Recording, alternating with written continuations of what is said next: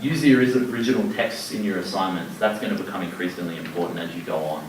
By the time you're in your third and hopefully fourth year, you'll be looking at those original texts all the time. And when you've got them there as a learning tool for your languages, with verbs for instance, just look at the other side. Just see what's going on there. See if you can work out, oh yeah, Waco's there. So, oh yeah, that makes sense. Things like that. And one last thing with regard to immersing yourself is remember how good you were after 6 months of doing English. I know that sounds stupid, but in 6 months of doing hieroglyphs or Coptic or Greek, you're not going to be able to write poetry.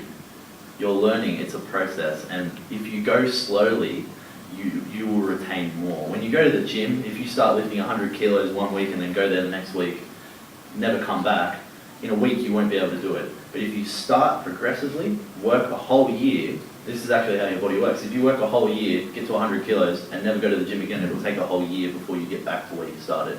So it's the same way with a language. Don't try and learn 100 things at once. Just let it build up and go. Research and study. If you don't know, ask. Ask your lecturer. That's what they are there for. They want you, they are a resource that you need, and we'll talk about that a bit more.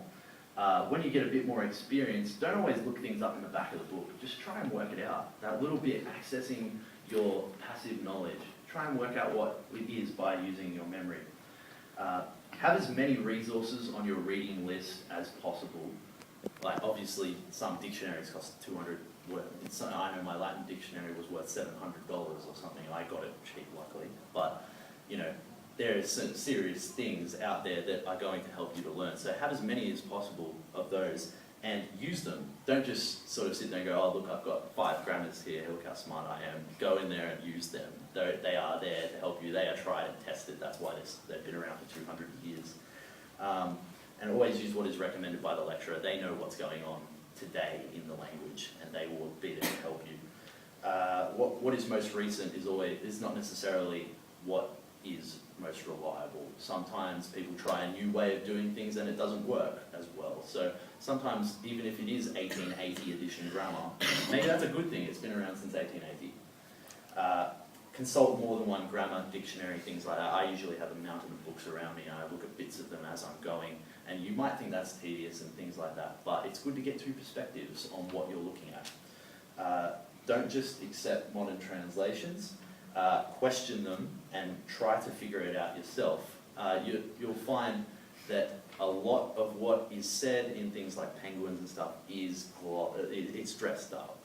Sometimes they will integrate things that weren't even there, and that is that is legit. They sometimes just throw things in that they know happened, but the text doesn't say it. So don't just go on what the page is saying to you in English. Go above and beyond set work in the units and sections that you've done. So if you've done that week and he set you 10 questions and there's 40 on the page, and you finish the 10 in half the time you thought, go on and do a few more. But don't go ahead, don't ever go ahead, because your lecturer is there to teach you, and it's very hard to unlearn bad habits. They will stick with you. Bad habits are very hard to get rid of. Learn things which are similar to you. Learn things which are similar to you. Locate patterns. Now, for those of you doing Greek and Latin, and even English itself, those are languages which have Proto-Indo-European roots. They're Indo-European languages. They will have things that are going on. So you're going to hear the cases come up, nominative, vocative, accusative, genitive, dative in Greek, nominative, vocative, accusative, genitive, dative, ablative in Latin. Then you go on, if you do Sanskrit, I think you should, you go on into instrumental and what's the other one? Locative and stuff like that. Those common factors will keep popping up. Now, we have Afro-Asiatic languages. Those there, they are your hieroglyphs, they are your Coptics, they are your Hebrews. And they often, Greek and Latin have these alphabets going on, whereas you will have these pictographs, right? Pictographic languages are very different, but the patterns will be there. Also going on later on, Coptic, Greek letters, Egyptian words, Egyptian style, Egyptian grammar. So Integrate what you know from a pattern that you've learned somewhere else. Languages can help each other.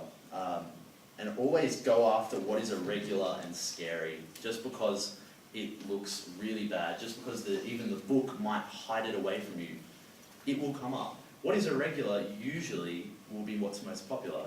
If you were to tell someone who hasn't learned English that I am, you are, he is, am, are, and is are all the same verb, do you think they'd believe you? How often does people say I am, you are, he is? They come up all the time. Irregular stuff is what you need to grab hold of. That's what's fun. And you'll find weird things are easier to remember. When you have 100 words that all look the same, they're just going to turn into grey. But if you have those irregular ones, they're going to pop up everywhere.